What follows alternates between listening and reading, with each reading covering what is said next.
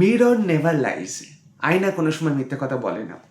এবং এই প্রবাদটা খুব খুব খুব বেশি করে খাটে ওবেসিটির ক্ষেত্রে।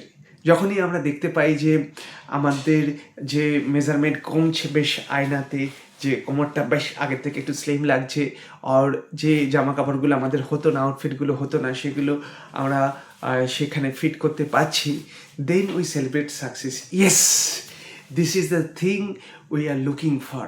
আমি এবার বেশ ভালো ভালো আউটফিট পরতে পারবো। Is it reflecting your health? Mirror আপনার শেপ বলতে পারে, মিরর কিন্তু আপনার হেলথের ভিতরে কথা বলতে পারে না। আপনি রোগা হতে পারেন, বাট স্টিল কিন্তু আপনি আনহেলদি হতে পারেন।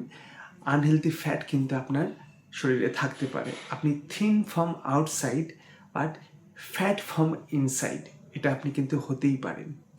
সেই জন্য মিররের ওপর কিন্তু ভরসা করবেন না।